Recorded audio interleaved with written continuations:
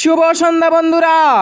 আজকের সন্ধ্যায় বরাক উপত্যকা থেকে আসা কয়েকটি গুরুত্বপূর্ণ খবর হলো, রামকৃষ্ণনগরে নাবালিকাকে ধর্ষণের কাণ্ডে উত্তপ্ত পরিস্থিতি, হাতে হাতে মোমবাতি নিয়ে প্রতিবাদ, দুর্নীতি দমন শাখার ভুয়া কর্তা ধরা পড়ার ঘটনা নিয়ে এবার নড়েচড়ে বসল করিমগঞ্জ অর্থাৎ বর্তমান শ্রীভূমি জেলার প্রশাসন। এসআইআর নিয়ে বড়সড় সিদ্ধান্ত সুপ্রিম কোর্ট, শীর্ষ আদালত কি ঘোষণা করেছে এক এক করে সম্পূর্ণ বিস্তারিত থাকবে প্রতিবেদনে। উত্তরপ্রদেশে মাদ্রাসা ছাত্রের জন্য বিরাট বড় সুখবর, 4টি মাদ্রাসা বন্ধ করে দেওয়া হয়েছিল, ফের 4টি মাদ্রাসা খুলে দেওয়ার নির্দেশ। রাস্তায় যেন পথ কুকুর না থাকে তার কারণে একটি নির্দিষ্ট জায়গা তৈরি করতে হবে কুকুরদের খাওয়ানোর জন্য, করা বার্তা শীর্ষ আদালত অর্থাৎ সুপ্রিম কোর্টের। বিহারের রাহুল গান্ধীর বুট চুরি যাত্রা বর্তমানেও রয়েছে তুঙ্গে, লক্ষ লক্ষ মানুষের উপচে পড়া ভিড়। বিহারের অলিগলিতে রাহুল গান্ধী দেখার জন্য লক্ষ লক্ষ মানুষের উপচে পড়া ভিড়। এবার শুনুন আজকের খবরগুলির বিস্তারিত। রাস্তায় যেন পথ কুকুর না থাকে তার কারণে কিছুদিন আগে বড় ঘোষণা করেছিল শীর্ষ আদালত অর্থাৎ সুপ্রিম কোর্ট। এবার সেই ঘোষণা পাল্টে দিয়েছে শীর্ষ আদালত অর্থাৎ সুপ্রিম কোর্ট, জানিয়ে দিয়েছে যে এখন যদি রাস্তায় কুকুর থাকে তাহলে সে কুকুর বিষাক্ত কুকুর না বিষাক্ত কুকুর না তা চিহ্নিত করতে হবে, এবং রাস্তায় কোনো খাবার দিতে পারবেন না কুকুরদেরকে খাবার দেওয়ার জন্য একটি নির্দিষ্ট স্থান বাছাই করে নিতে হবে, তারপরে কুকুরদেরকে খাবার দিতে হবে। যদি কেউ রাস্তায় কুকুরদেরকে খাবার দেন তার কারণে একটি কড়া ব্যবস্থা নিতে হবে। রাস্তায় কোনো কুকুরদেরকে খাবার দিতে পারবেন না কোনো জনগণ, কড়া ভাষায় ঘোষণা করে দিয়েছে শীর্ষ আদালত অর্থাৎ সুপ্রিম কোর্ট। বিশেষ করে গত কয়েকদিন আগে দিল্লিতে অর্থাৎ ভারতের রাজধানী দিল্লিতে একটি ছোট শিশুকে কুকুরে কামড় দেয় এবং সেই কামড়ে শিশুটির মৃত্যু হয়। তারপরে বিচারপতি বি.আর. গাভাই জানিয়ে দিয়েছেন যে ভারতবর্ষের সমস্ত রাজ্যে কুকুরগুলো থাকতে পারবে না পথে। তারপরে বিভিন্ন স্থানে স্থানে আন্দোলন ধর্ণা প্রতিবাদ হয়। প্রতিবাদের প্রেক্ষিতে তিনজন বিচারপতি নিরপেক্ষ তদন্ত দেওয়ার পর জানা গিয়েছে যে রাস্তায় কুকুর থাকবে, যে কুকুর বিষাক্ত সে কুকুর থাকবে না, এবং কুকুরদেরকে একটি নিরপেক্ষ স্থানে খাবার দিতে হবে বলে ঘোষণা করেছে শীর্ষ আদালত অর্থাৎ সুপ্রিম কোর্ট। করিমগঞ্জ অর্থাৎ শ্রীভূমি জেলার বদরপুরে ভুয়া দুর্নীতি দমন শাখার আধিকারিক ধরা পড়ার ঘটনায় এবার নড়েচড়ে বসল পুলিশ।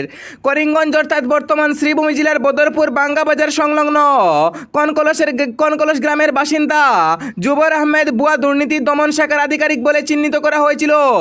বিভিন্ন স্থানে গিয়ে সে টাকা আত্মসাৎ করে, তো তার সঙ্গে যারা রয়েছে তাদেরকে ধরপাকড় করার জন্য পুলিশ নড়েচড়ে বসছে। শ্রীভূমি জেলার পুলিশ প্রশাসন অর্থাৎ পুলিশ সুপার ডক্টর পার্থপ্রদীপ দাস জানিয়ে দিয়েছেন যে ভুয়া দুর্নীতি দমন শাখার আধিকারিক কনকলস গ্রামের জুবের আহমেদের বিরুদ্ধে কড়া ব্যবস্থা নেওয়া হবে, এবং তার সাথে যারা আছেন তাদের বিরুদ্ধেও একটি কড়া ব্যবস্থা নেওয়ার নির্দেশ দিয়েছেন করিমগঞ্জ অর্থাৎ বর্তমান শ্রীভূমি জেলার পুলিশ সুপার পার্থপ্রদীপ দাস। এবং জুবের আহমেদের সঙ্গে যারা রয়েছেন তারা এখনো পর্যন্ত গা ঢাকা দিয়ে বসেছেন, তাদেরকেও খুব শীঘ্রই ধরা পড়বে। গত দুদিন আগে বরাক উপত্যকার অর্থাৎ শ্রীভূমি জেলার বদরপুরে অ্যান্টি করাপশন অর্থাৎ দুর্নীতি দমন শাখার আধিকারিক বলে তাকে চিহ্নিত করা হয়েছে। সেই ভুয়া দুর্নীতি দমন শাখার আধিকারিক একজন প্রধান শিক্ষকের দুর্নীতির বিরুদ্ধে ধরপাকড় করার জন্য গিয়েছিল। তারপরে প্রধান শিক্ষক বদরপুর থানায় একটি মামলা দায়ের করেছিলেন, সেই মামলার পরিপ্রেক্ষিতে তাকে গ্রেফতার করা হয়েছিল। এবার তার বিরুদ্ধে কঠোর ব্যবস্থা করার নির্দেশ দিয়েছেন শ্রীভূমি জেলার পুলিশ সুপার পার্থপ্রদীপ দাস। রামকৃষ্ণনগরে নাবালিকা ধর্ষণ কাণ্ডে অভিযুক্তদের কড়া ব্যবস্থার নির্দেশ দিয়েছেন। স্থানে স্থানে প্রতিবাদ চলছে এবং অভিযুক্তদের ফাঁসির দাবিতে প্রায় রণক্ষেত্রে পরিণত হচ্ছে বিভিন্ন স্থান। বিশেষ করে গত কয়েকদিন আগে রামকৃষ্ণনগরে 3-4 জন যুবক একটি মেয়েকের সাথে ধর্ষণ করে, সেই ধর্ষণের পরিপ্রেক্ষিতে ইতিমধ্যে পুলিশ তাদেরকে গ্রেফতার করতে সক্ষম হয়েছে। এখনো পর্যন্ত মোমবাতি এবং বিভিন্ন মিছিল অব্যাহত রয়েছে। বিভিন্ন মানুষ তাদের বিরুদ্ধে কড়া ব্যবস্থা করার জন্য নড়েচড়ে বসছেন। বিশেষ করে মুসলমান ধর্মাবলম্বী মানুষরা রামকৃষ্ণনগরের সকল জানিয়েছেন যে তাদেরকে মৃত্যুর পর কবরস্থান দেওয়া হবে না, তাদেরকে ধর্ম থেকে বহিষ্কার করা হয়েছে এবং সামাজিকভাবে কোনো সম্পর্ক রাখতে পারবেন না বলে জানা গেছে। সামাজিক, অর্থনৈতিক এবং বিভিন্ন বিশ্লেষণমূলক তথ্য নির্ধারণ করে গ্রামবাসী জানিয়েছেন যে তাদের বিরুদ্ধে কড়া ব্যবস্থা নেওয়া হবে এবং তাদেরকে গ্রাম থেকে বহিষ্কার করে দেওয়া হবে এবং ধর্ম থেকে বহিষ্কার করে দেওয়া হবে কড়া বার্তা ঘোষণা করেছেন। এখনো পর্যন্ত নাবালিকার শ্লীলতাহানি, যৌন নির্যাতন, যৌন হেনস্থা, ধর্ষণ ইত্যাদি বারংবার হয়ে থাকে। সরকার কঠোর ব্যবস্থা করার পরেও এই রকমের ঘটনা থামার নামই নিচ্ছে না। জুম্মার নামাজ না পড়লে হতে পারে কড়া শাস্তি, হতে পারে 2 বছরের জেল। এমনই এক সিদ্ধান্ত নিয়েছে বিশ্বের সবচাইতে প্রভাবশালী দেশ মালয়েশিয়া। মালয়েশিয়ার একটি স্থান অর্থাৎ একটি রাজ্য সরাসরি জানিয়ে দিয়েছে যে যদি মুসলমান ধর্মাবলম্বী মানুষরা জুম্মার দিন জুম্মার নামাজ না পড়েন তার কারণে হতে পারে তাদের বিরুদ্ধে 2 বছরের কারাদণ্ড। এমনই এক সিদ্ধান্ত নিয়েছে মালয়েশিয়ার সরকার।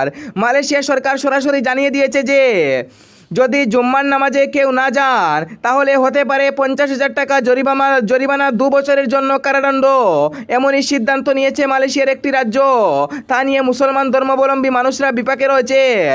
মুসলমান ধর্মাবলম্বী মানুষরা সরাসরি জানিয়ে দিয়েছেন যে তারা নামাজ পড়বেন, কিন্তু মালয়েশিয়ার সরকারের এমন সিদ্ধান্ত দেখে চরম উদাসীনতায় রয়েছেন বিভিন্ন মুসলমান ধর্মাবলম্বী মানুষরা।